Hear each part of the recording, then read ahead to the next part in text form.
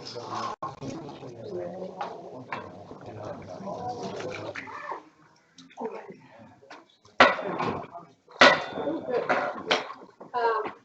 morning. I want to call to order the December meeting of the South Carolina Commission of Disabilities and Special Needs.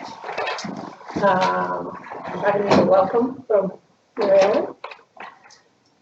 Yes. A news release announcing the date, time, and place of the December 14th, 2017 Commission meeting was mailed December 12th, 2017 to appropriate media and other groups or individuals who have requested notification. The announcement and agenda were posted at the Department of Disabilities and Special Needs Central Administrative Office, video conference locations, and on the website. The public has been notified that accommodations such as interpreters, mobility assistants, or other assistance will be provided to individuals with disabilities and special needs if requested in advance. All right, could you please have the invitation, Mary Ellen? Sure. Please go ahead. Lord, we come to you today, asking for your guidance and support as we begin this meeting.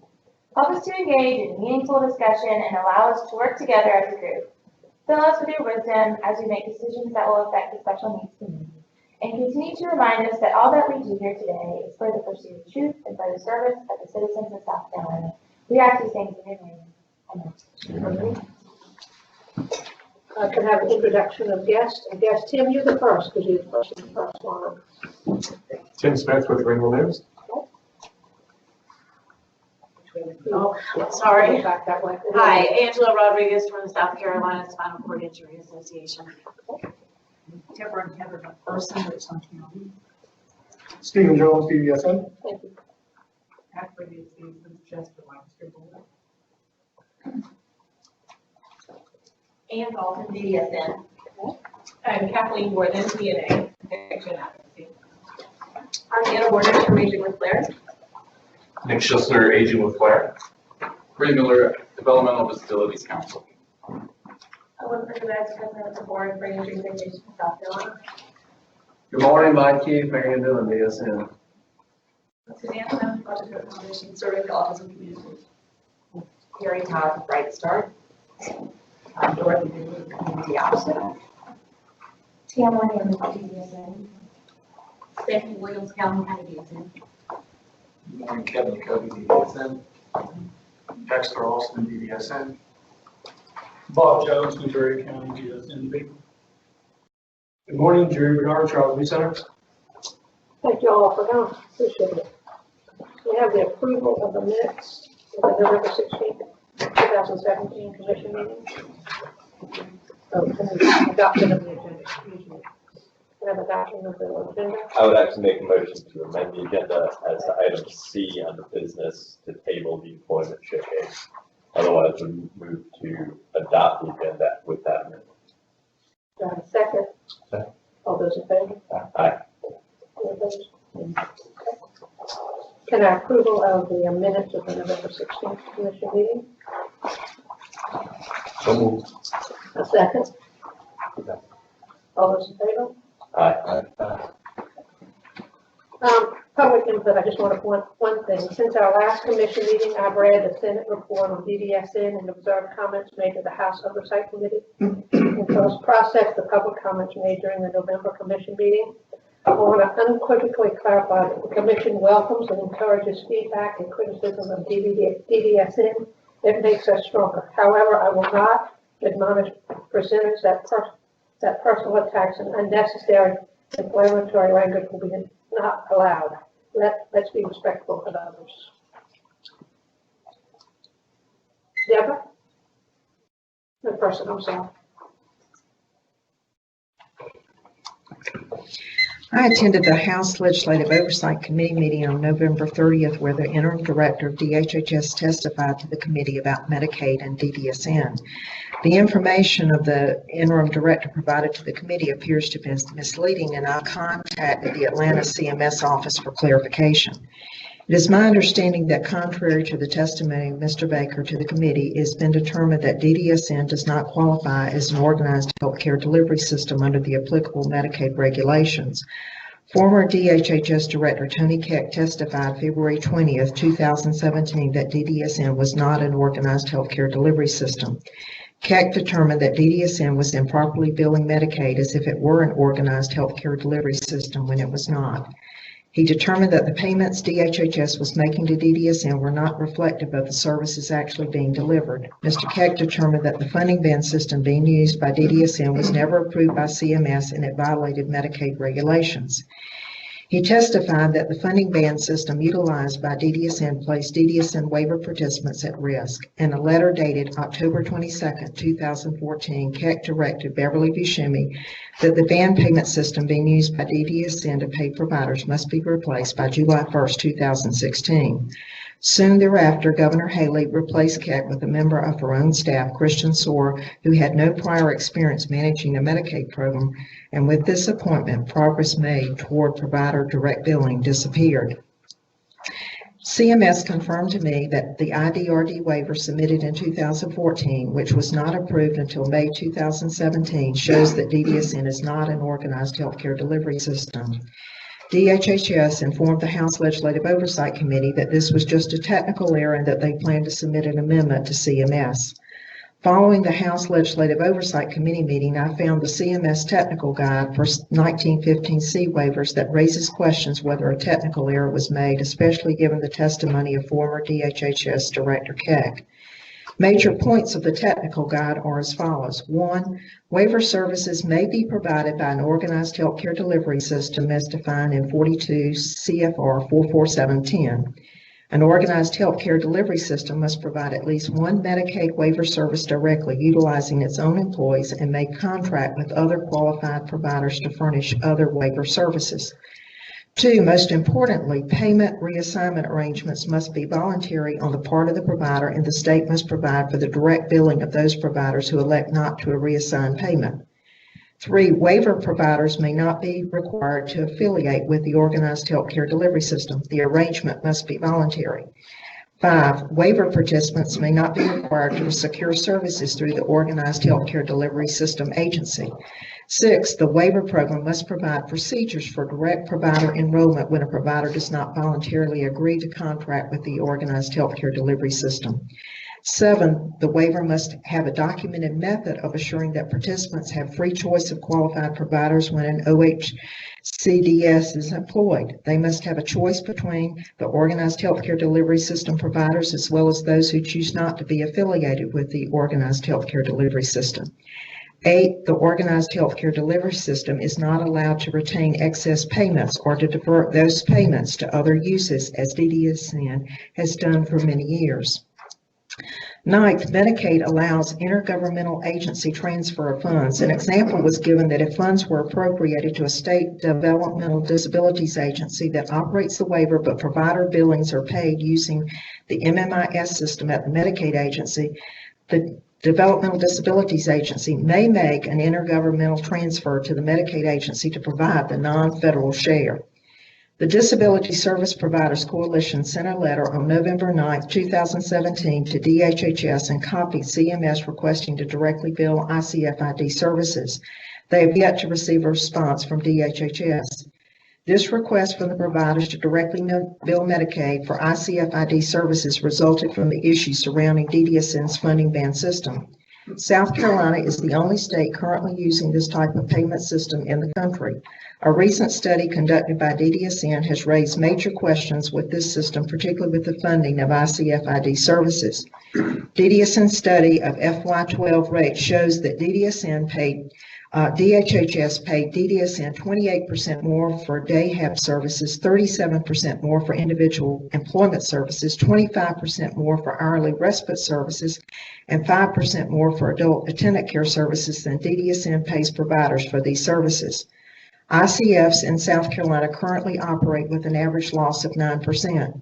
DDSN has not rebased the bands, resulting in many providers sustaining losses.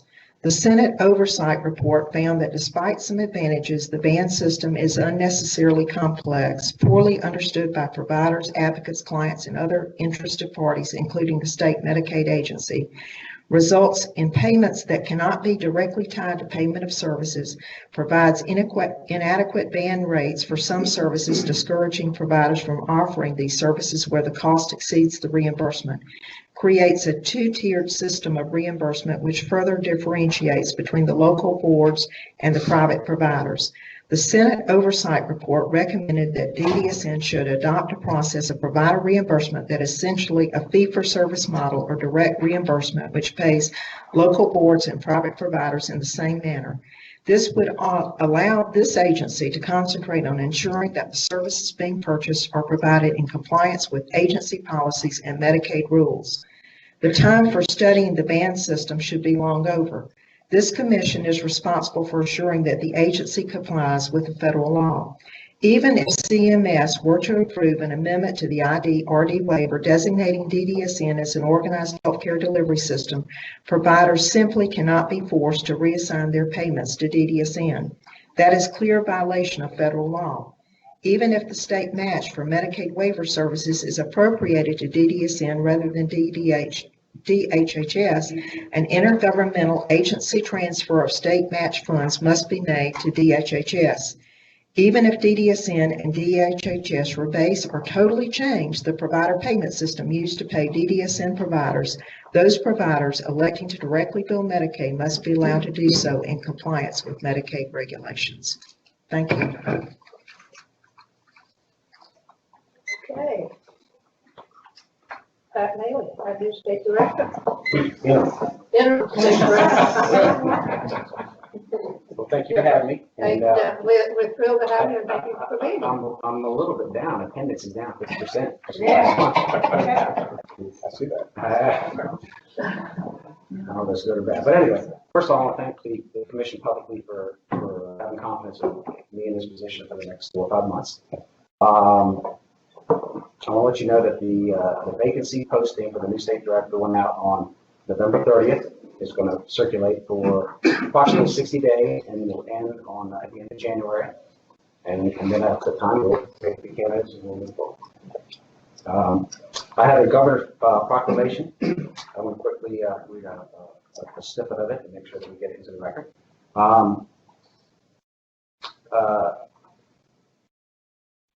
The governor proclaimed January 2018 as Birth Defects Awareness Month throughout the state and encourage all South Carolinians to recognize the partner of the South Carolina Birth Defects Surveillance and Prevention Program for their efforts to reduce neural tooth defects in the Palmetto State.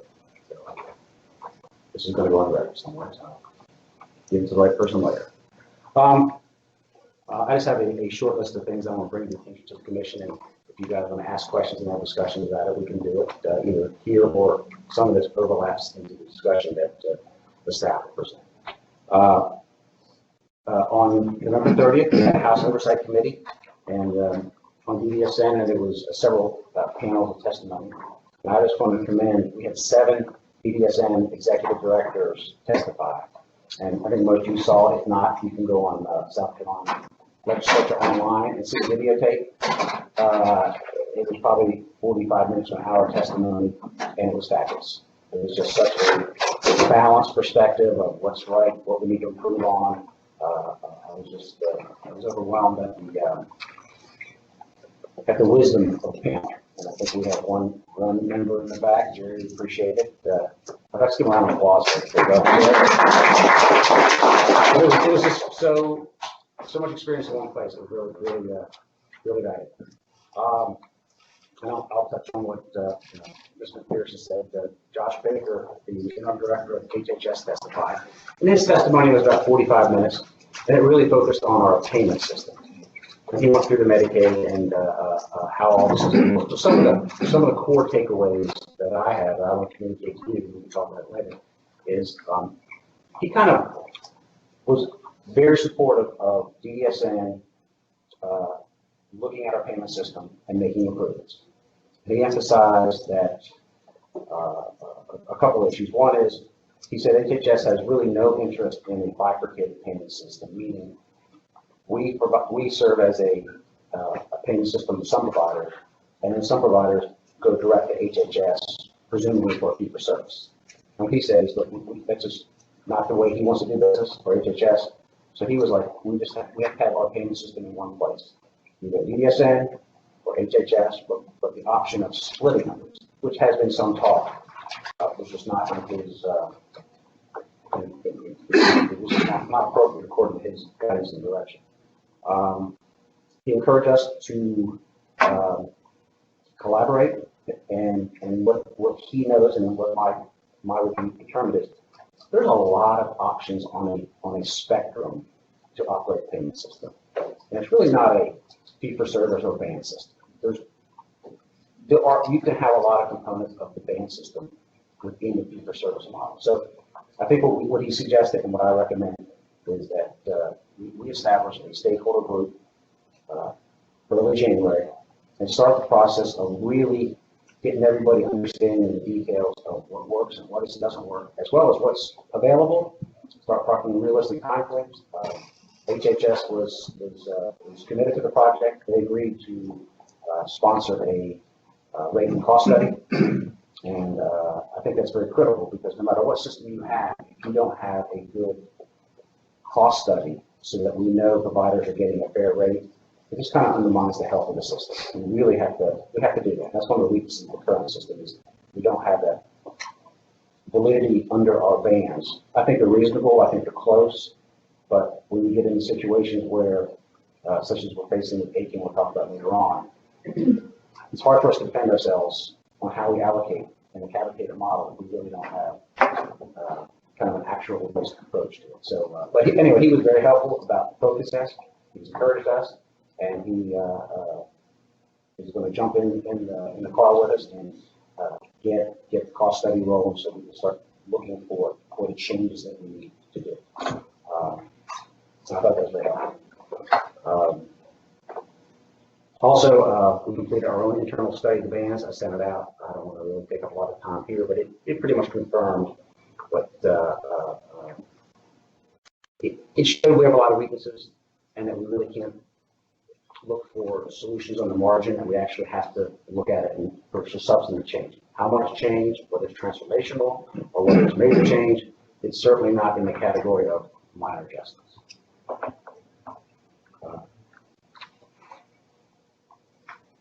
And then yesterday, we rolled out an initiative to look at our abuse, neglect, and exploitation program. That has been, I did a review on Mentor about a year and a half ago, and I learned a lot there. And since then, there's been discussions and healthy discussions. But when I read the Senate report, and the Senate report had a couple of findings that touched on this issue, and they made it a comment in the report that said basically the operations of our program, quote, led to the perception that the agency is not properly protecting the individuals under the care of the BDSN providing them. When I read that, it's like, okay, we may have different opinions as to the effectiveness of it, but now all of a sudden you have a Senate report that's basically raising a red flag for us. And I think it's healthy for us just to do a program review from top to bottom, make sure that we have the national best practices, that the systems that are working, that they work as we think they're working. And probably the biggest area that we need to look at is just what measurements do we as a group, specifically the commission, really want to accept as to these are the indicators of success so that we can focus on the level of effectiveness we're in, and so that you will have indicators whether it's not working or it is working. Because it is a hard thing to get your arms around as to when you have, for example, seven abuse arrests during a fiscal year. Is that good or bad? I think there's not a person at this table who have a basis to say that other than their own personal experience. And what I suggest is, as a program, we need to really refine the way we report so that we're clear on are we succeeding or do we need improvement or is there a problem? And so we're going to move forward with that initiative because I think we need to spring actually assurance to this commission. We're responsible. And if there's any doubt that we are not protecting our people, I think we really have to stop what we're doing and go look at it in great detail. So I sent you guys the email, the general framework, and we're going to get on that right away. That's all I have. Great, thank you. Susan?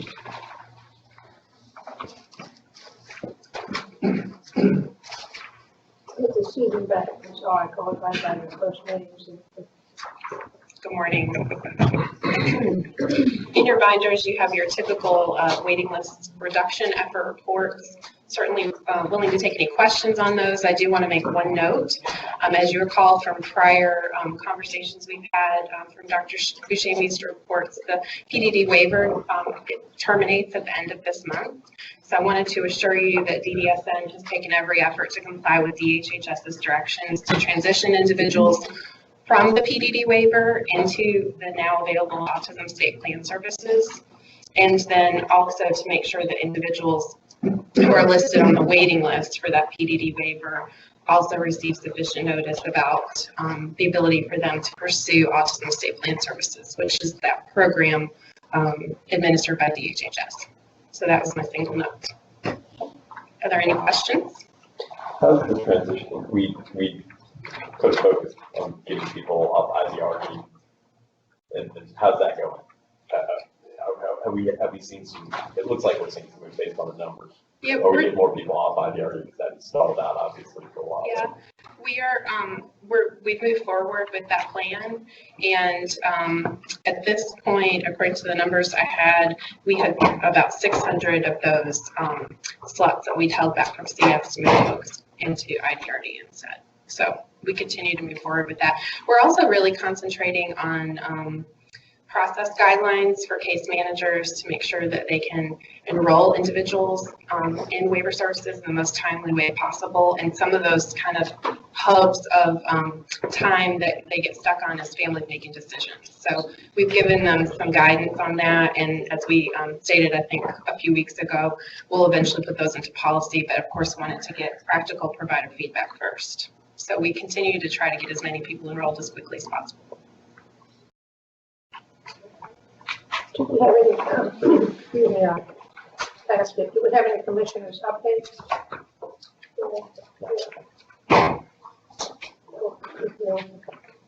All right. Pat, can you use the Senate website? Okay.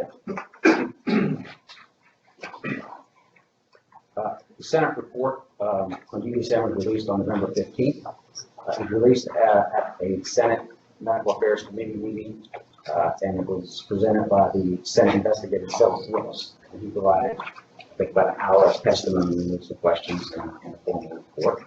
The report contains 6 recommendations for the legislature and 28 recommendations for DDSN. In your package, you should have a 6-page summary and a 30-page report. I think there's even an index in there on the recommendations. So, and that gives you the full detail, but it may not be appropriate at this time to go to all 34. Yeah. So what I want to do is just to hit the highlights to make sure that the commission is aware of the major issues, and then just kind of our strategy of how we're going to address them and how we're going to certainly address the most important ones first, and then work our way down the list on the more very discrete problems. When I looked at the report, this is my assessment of just the 5 or 6 major issues. The first major issue was reorganization. The report's, I guess, finding, if you will, was a lack of a single governing authority for these 2 entities, HHS and DDSN. That if the agencies are unable to cooperate effectively, there's really no designated entity to mediate or agree. Essentially, we're not under common leadership, and that could be an issue. They gave a range of recommendations, joint committees, arbitrators, but I think the conversation generally was centered around the some of the senators were recommending moving DDSN either in the cabinet or under HHS, and there's some discussions about that. So I think that is the core issue under that recommendation. And I'll move on to number 2. Commission operations. The report kind of summed it up in the first sentence, saying the commission does not have an agreed upon coherent vision regarding the direction of the agency and the manner of governance. And they gave us kind of a laundry list of recommendations. And just from my perspective, with organizational leadership and management and governance, when I read that, and my I look at it as how staff can help the process, because certainly this is an issue at the commission level, but from the staff perspective, one of the things that we need to do better is provide you our performance reporting that we provide you. I think we can be a little bit more specific. And I think the better we describe performance, much like we use in that we hone in on it, that it will help focus conversations. I think if we can focus better data, gets people focused on conversations, and I think that might help the process of how you operate. So that's from my perspective. And certainly, both these issues, I think they require some level of separate time to go into greater detail. Maybe Dr. Machine was recommending a work day or a work meeting or something to really swim around in the details. I'll say that for another day. Allocation of resources. The report essentially said the band system is unnecessarily complex and has proven to be divisive in the provider community, and they were very specific in their recommendation.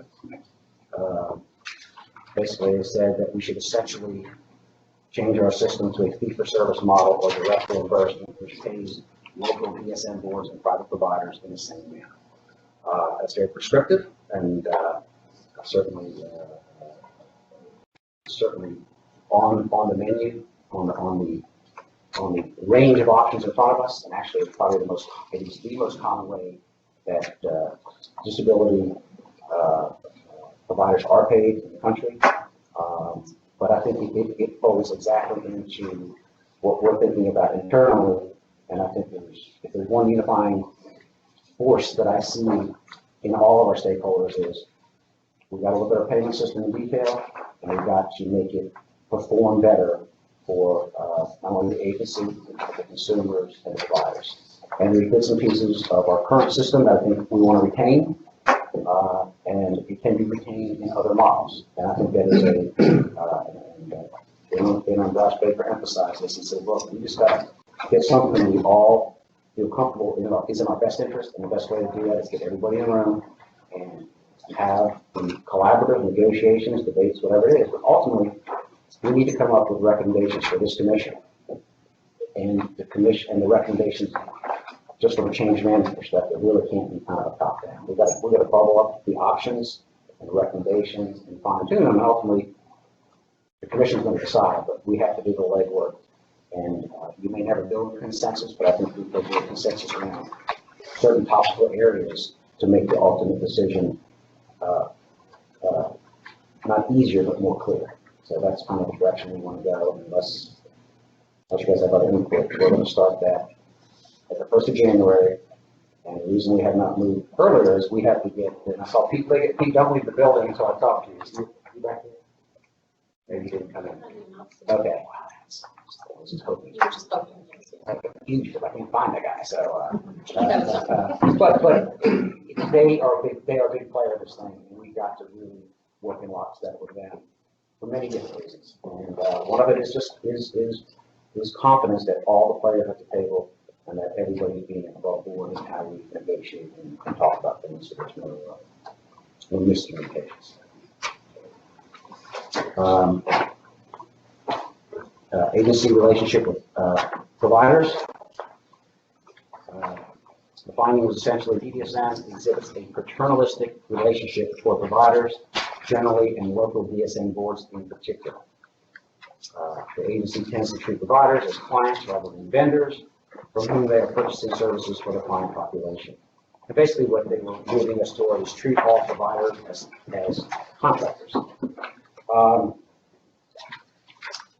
I look at that as very much intertwined in the band system, the way we pay, there's that nexus of where does stabilizing and over supporting a system end versus more of a free market fee for service, let the strong survive.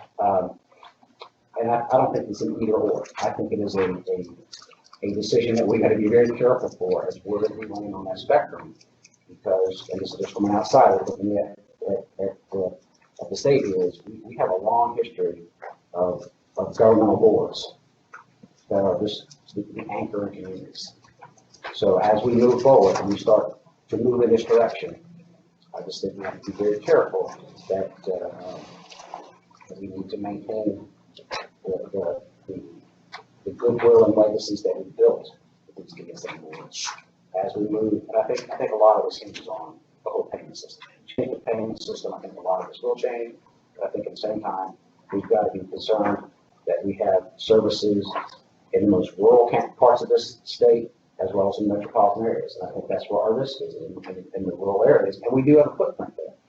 And if you go completely in one direction, you may lose that footprint. So I think it's just like the payment system, it's a very thoughtful process to find that balance of service. The last area I'll just hit real quickly is the responsibility of public perception. And I had looked at this many times, but the gist of it is that, and they talk about the abuse and neglect, and basically and this is, let me read it because I think it will be clear. In absence of specific policies and performance measures, the emphasis for me, performance measures, has created an atmosphere throughout the disabilities and special needs system in which the agency and the local providers pay more attention to media reporting and negative public perception than actual policy considerations. This has led to the perception that the agency is not properly protecting the individuals under the care of DDSN provider network. And I do want to emphasize that this is called responsibility and public perception. This is a public perception, and I think that is a fair statement. There's been a lot of discussions and debates and about that issue. And so this really ties into my mind into the abuse and neglect issue. We just got to get to the facts, fair-minded analysis, be clear in where we are. And if I'm a member of the public reading newspaper articles, which are factual, the question is, what are people concluding from what they're seeing from the people they're talking to? And there is a perception, there's ambiguity out there. And I think to me, if I have ambiguity as to whether we're protecting people or not, then we got to do something about it. Because I don't think we can live in a world of ambiguity. Are we ensuring that things are safe? So that's kind of, I look at that, and that kind of triggered me to focus on abuse and neglect program reevaluation. So with that said, they're kind of the big five that I look at, and one of them is strictly for the legislature, and I don't know how we can influence that other than testimony and things like that. One is the commission, and we will work with that, and three land on staff, and those three together are basically bans and abuse and neglect and clarity of performance report. So I think that's what we want to work on, those three, to really start addressing those, and the what I call the lesser critical recommendations. A lot of them can be very discreet, and what we'll do is we'll take responsibility and we'll start working on them right away, and then hopefully over the next 2 or 3 months we'll be able to come in and tell you what we've done to resolve the recommendation. But I think we've got to look at the big ones first, and then address the little ones over the next 2 or 3 months, and we'll report them through the commission process. Any questions? Thank you very much.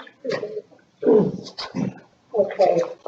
Mr. Waring, Tom Waring, the finance update. Ms. Ma'am, tab 5 of your booklet is the monthly financial reports for the month ending November 30th. DDSN's financial position for the 4 operating cash accounts that we use: general funds, Medicaid, other operating, and federal restricted, showing our revenue and appropriated funds that we've been appropriated and earned over the last 5 months, right at $417 million in revenue from those different sources. And then we have about $291 million in expenditures through November related to personnel, contractual services, things like that, leaving a balance of right at $126 million for the remaining part of the year, most of that being state funds that we'll use to leverage to draw down Medicaid earnings from services rendered through our delivery system. So we're on par right now through the first 5 months of the year. The second financial report is the budget versus actual spreadsheet we're providing, showing the appropriations that were appropriated to us by the General Assembly and the Governor as of July 1, 2017. The adjustments we've had since then with new dollars we got for health insurance, health and retirement insurance payments, and other appropriations we received since July 1 of $7.5 million. And so when I do appropriated authority at $755 million, also shows the same expenditure levels as the first cash report showed of $291.9 million in cash expenditures. So those are two reports. Any questions on those financial reports? Tom, can you clarify the footnote for me on the first one? I just want to make sure about the cash balances for future Medicaid. 5 million? Yeah. That's our settlement money, because we lever so much of our monies for Medicaid. We need to have a little bit set aside for settlements and recoupments that when we settle out cost reports and things like that. And we sort of said that at 5 for this. Well, that's a start. That's the start number. Yeah, yeah. We're probably gonna need more than that. Right. When you're dealing with $450 million. Right. 1%, $4.5 million. Okay, so that's basically what we're establishing at. That's where that number comes from. Right. 1%. Okay, that's. Yes, sir. Okay, go to the next one, Commissioner. Yes, please. Okay. Tab 6, related to a contract increase for Pickens DSN board. They've reached a plateau of the $200,000 limit.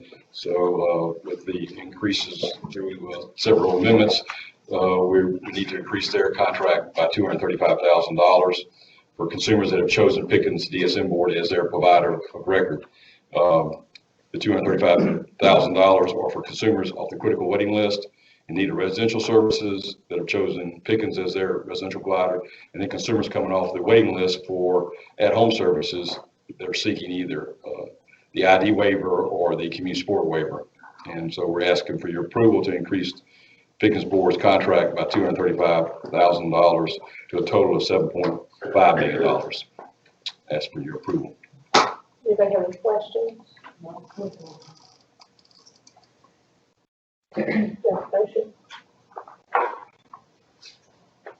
I would move to approve the increase to the Pickens board as indicated by staff. Have a second?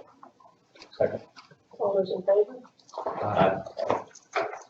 Thank you. Tom?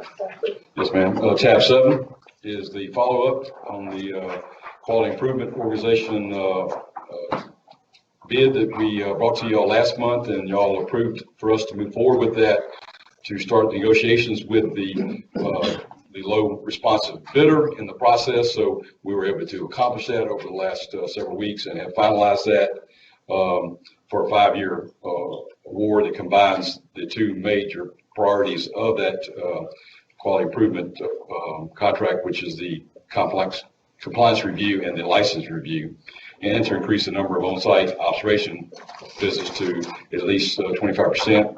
Also included is some outcome-based performance components. So state procurement submitted an intent to award to Georgia Medical Care Foundation doing business as Alliant with start date of December 1, 2017. Alliant is our current vendor that we've been using the last 5 years. So they've won the new award going forward for the next 5 years. The contract award is for a total 5-year total of $8,554,000, with the year one contract being $1.7 million. Alliant was the only responsive and responsible bidder that was received. Alliant's original bid was a little over $9.4 million.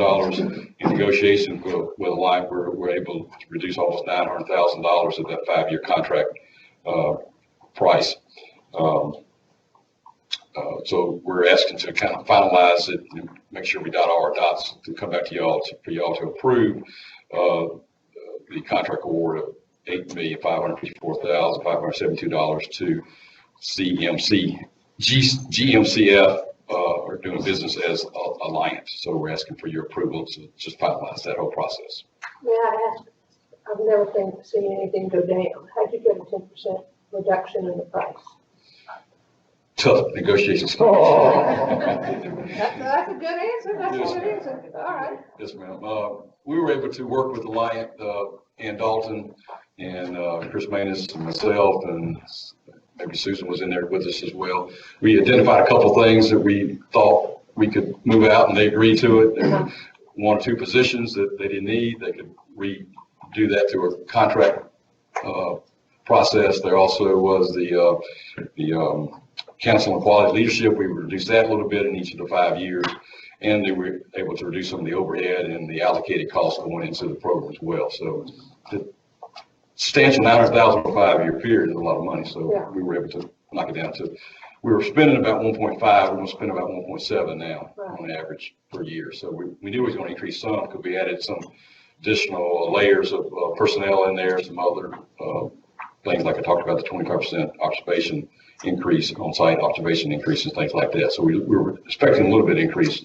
So we were able to knock off $900,000 to get it back into what we were hoping we'd get it in. So they're a good vendor. We've been happy with them and glad that we can now move forward. And I think Ann's already working with them to develop those additional initiatives we want and get that going in our system. So hopefully the next several months to get all those components in play. The 25% increase, so what is the total number of observational? I mean, that's a big percentage increase, but how many what's the actual number we're looking at? I'm asking I you. have to get back to you with the specific number, but essentially they went from approximately 2 per provider, literally the number 2, to a 25% sample. So I'll have to get back with you on the specific numbers, but it is substantial. Yeah, I mean, that's a big change. Yeah. And then, and what, obviously the big change this one was putting in the outcome-based performance metric that we didn't really have before. What was the Alliance response? I'm kind of curious, since there was so many that came back to us and said we can do this, and it wasn't something we were having to do before. What was their reaction? What did they say they could do for us on that? I guess. And I mean, to put you on the spot, but that's sort of your area, unfortunately. I'm just curious as to what we're looking for. I mean, they were very receptive to the whole process and thought what we had put together was positive. Yeah. Of course. Sorry. Okay. Surprise. Come on, boy. Yeah, surprise. This is off the cuff. So DDSN has had a relationship with the Council on Quality and Leadership for approximately 20 years. We've used personal outcome measures as the basis of that relationship. CQL has a nationally standardized tool that they have all of the integrated reliability standards. It's widely accepted across the country. And it's called the Basic Assurances. It is a 10-factor process that builds on a lot of the contract compliance components we have in place to assure for waiver assurances and to make sure that basic health and safety kind of measures are in place. But it also looks at the policies to make sure that they are geared towards the people that are being served, that they have their input.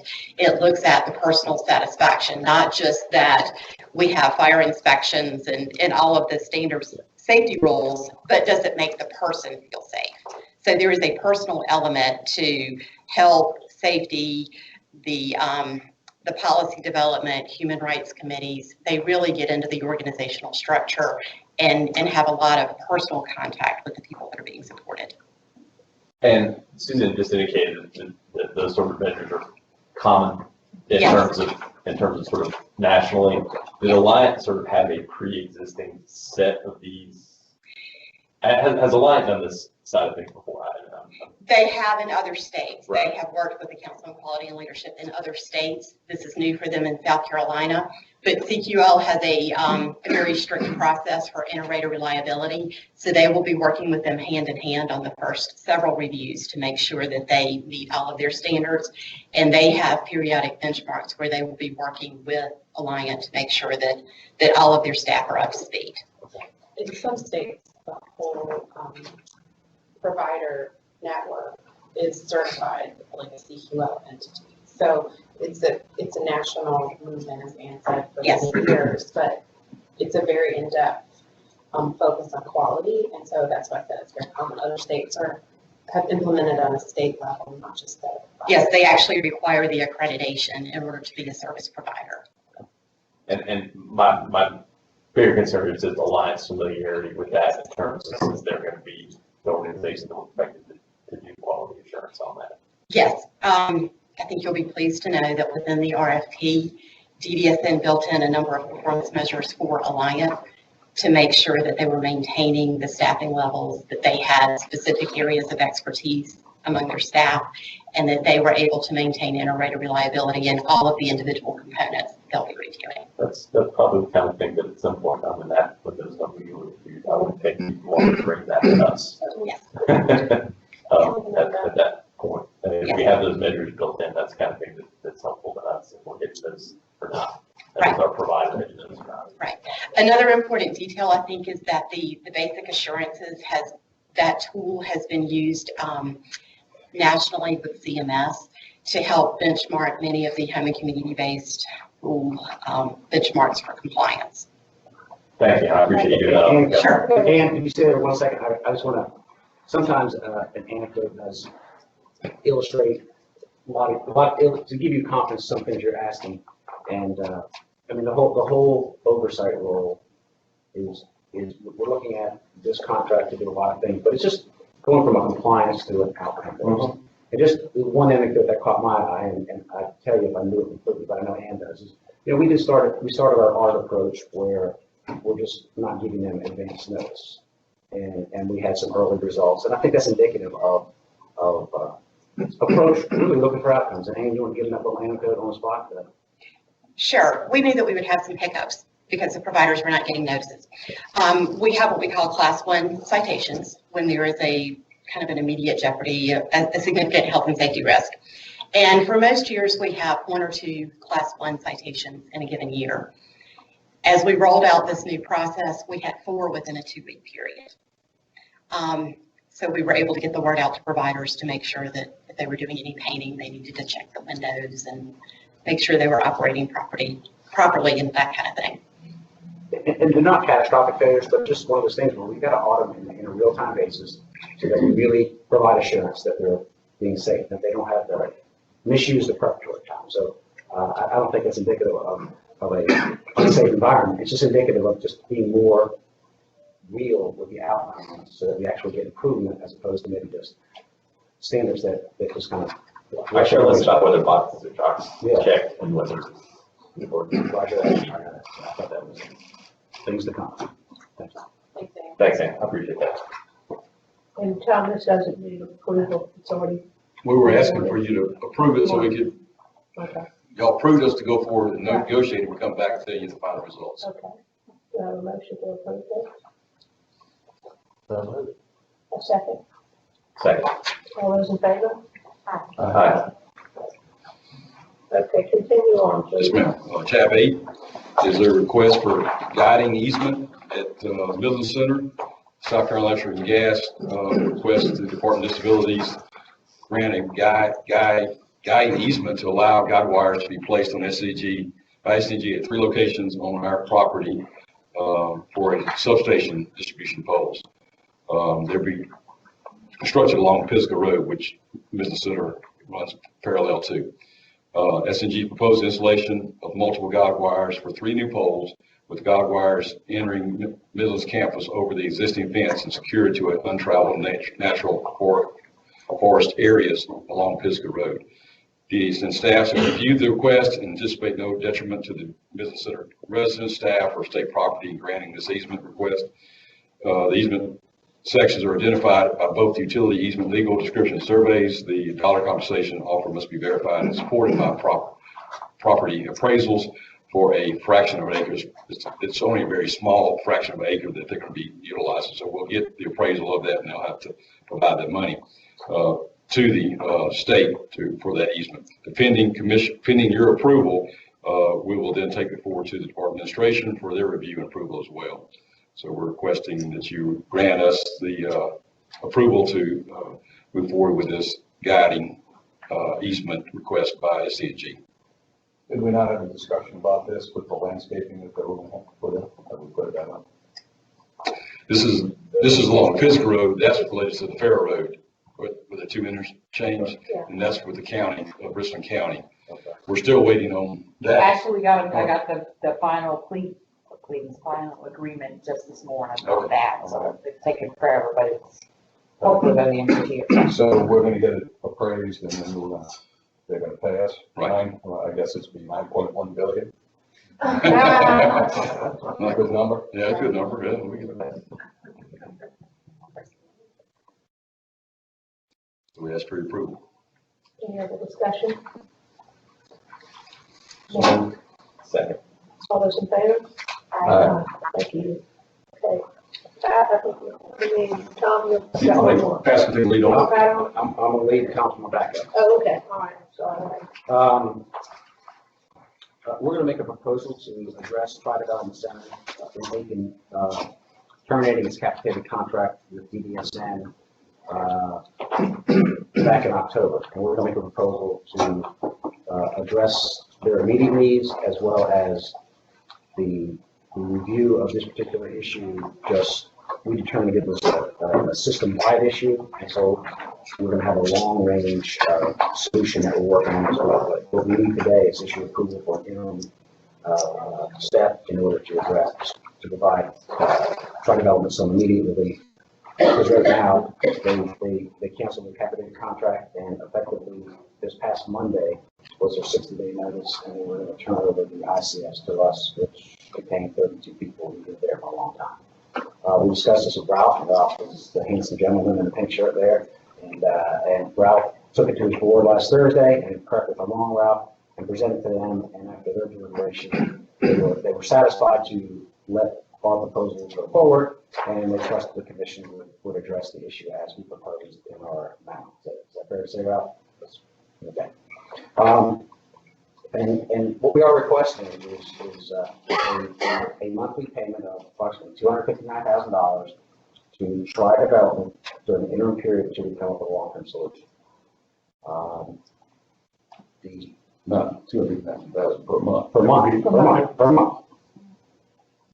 You're already going to be an annualized increase. Yes. Annual. Oh, yeah, annual. It's not, yeah. It's not monthly. I wonder why Ralph was smiling back there.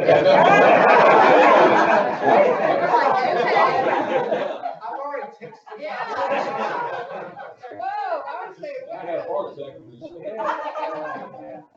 $21,000 a month, $259,000. Okay, so $259,000 for the year. Right.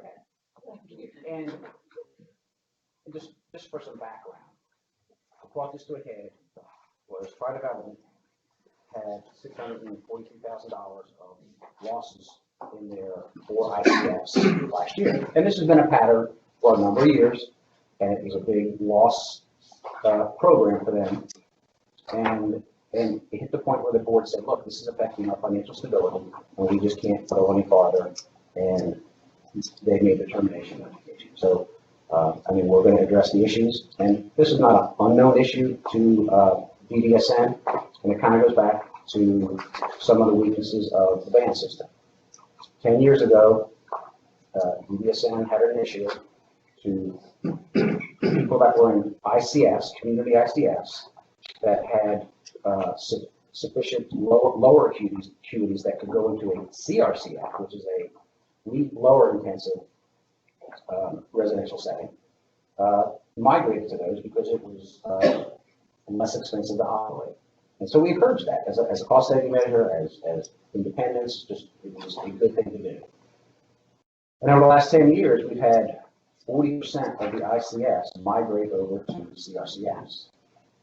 But during that period of time, whether you're an ICF or CRCF, BDSN revenue to each person was the same. So they were going to cheaper cost structures. So what happened over the arc of time is people who were heavy in CRCFs were making, on average, approximately a 9% profit.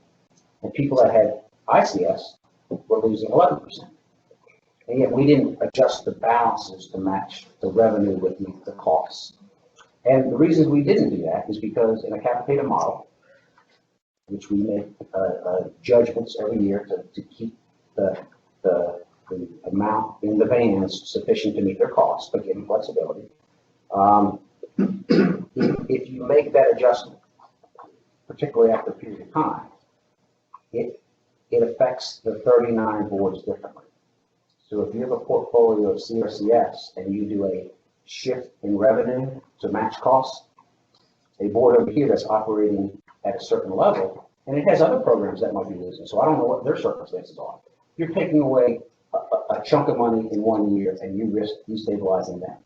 So there was kind of a general understanding that, hey, it evens out over time. Well, when you look at it closely, at the statewide level, it's close to evening out in that we may have 25 million in CRCS and 35 million in ICS, and there's about a $1.8 million difference in profit and losses between those two.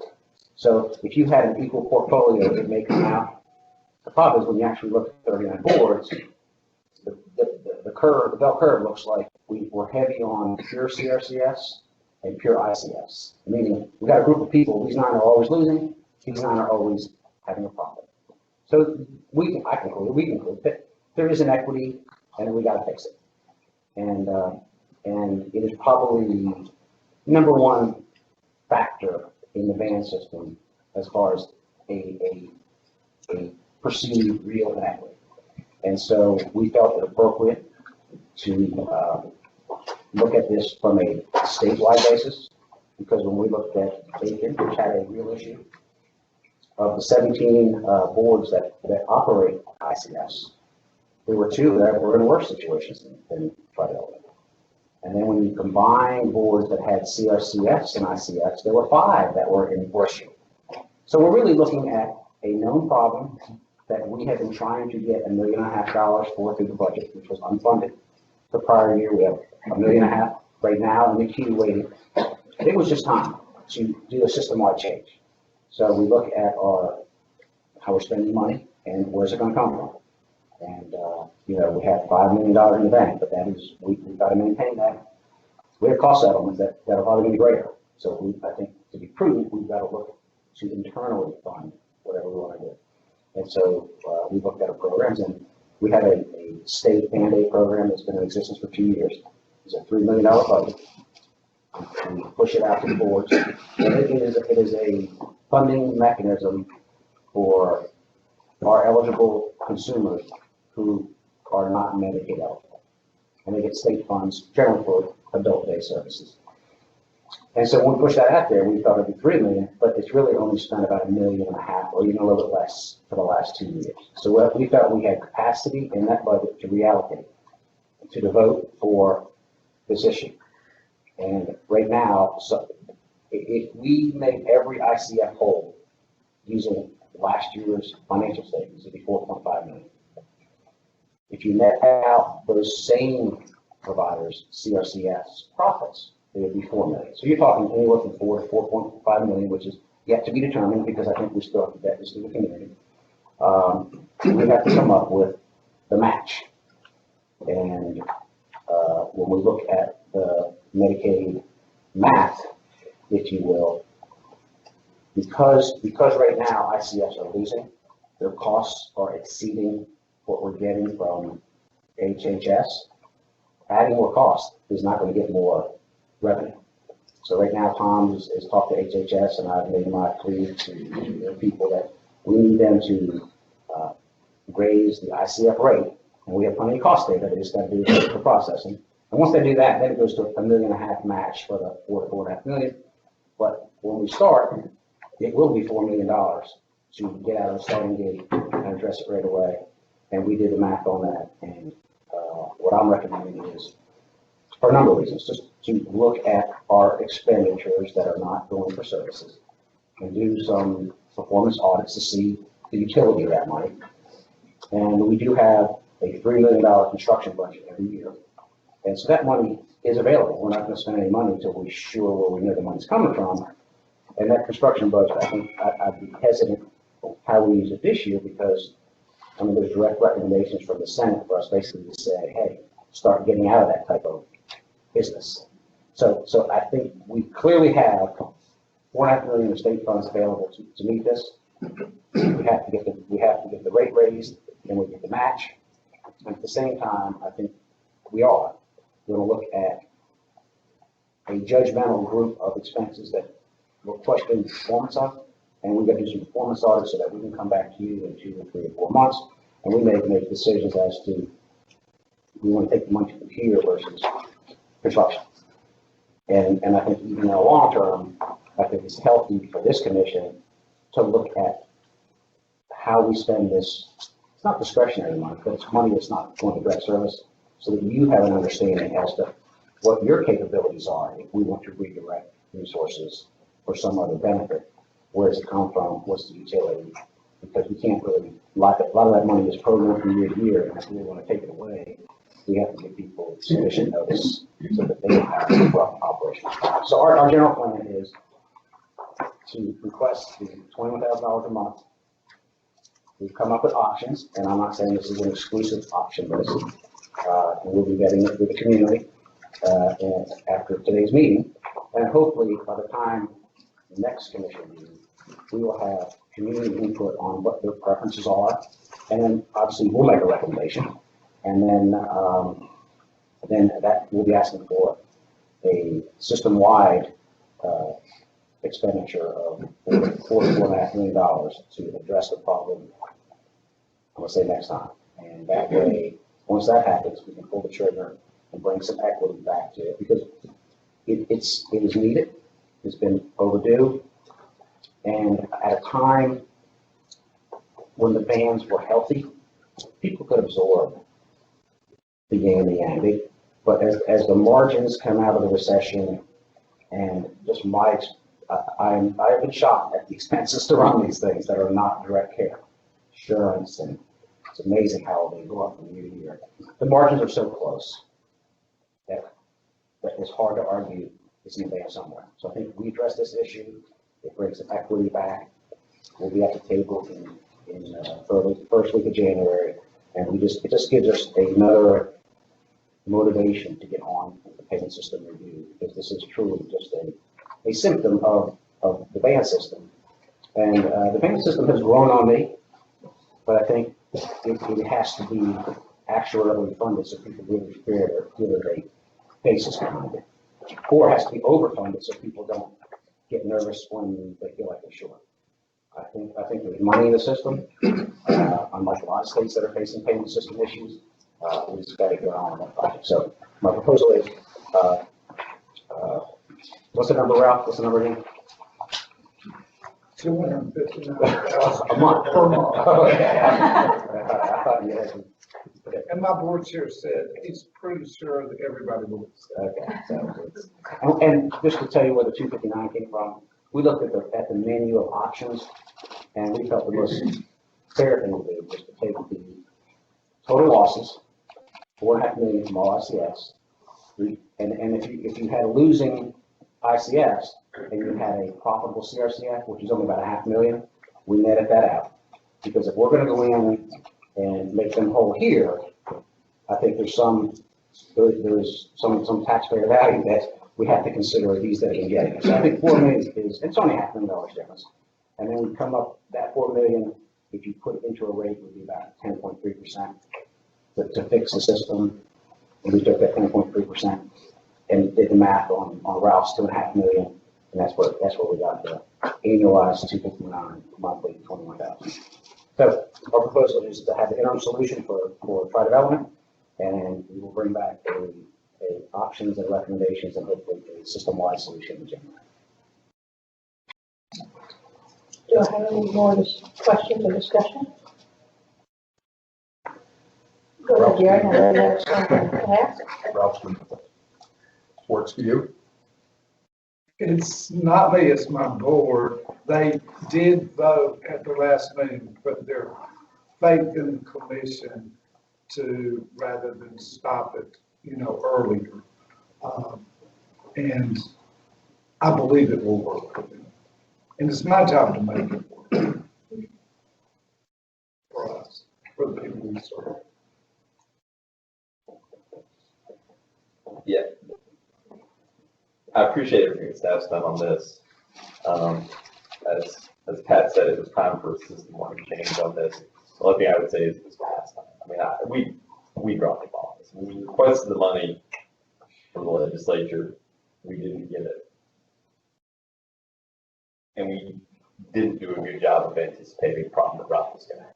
We should have, the second we didn't get that money from the legislature, we should have been making plans like that. And that we dropped the ball, is what I'm going to say. And that put Ralph in a bad spot, puts these other organizations This is the sort of thing that when we see a problem out there, we go, okay, the best fix for it is this. And that best fix doesn't happen, we've got to be better about making our plans. I think as a commission, we need to just take a lesson from this and say, okay, we do my legislature, this problem still exists. I mean, we knew the problem exists.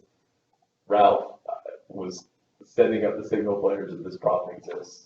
We just need to do better. I think a lot of it can be addressed systematically to make changes in the funding system. But as we go through that, we've got to be aware of these things. When we see these problems, we've got to try to get ahead of them better. I mean, that's my takeaway. I think staff has done a really excellent job reacting, but I hate being in a reactive state. I much prefer being in a proactive state. And that's what I would say is going forward. The takeaway for me is let's try to be more proactive on this kind of situation as opposed to reactive. I agree with that, so saying. Any other questions or discussion? We have a motion to vote on this? No.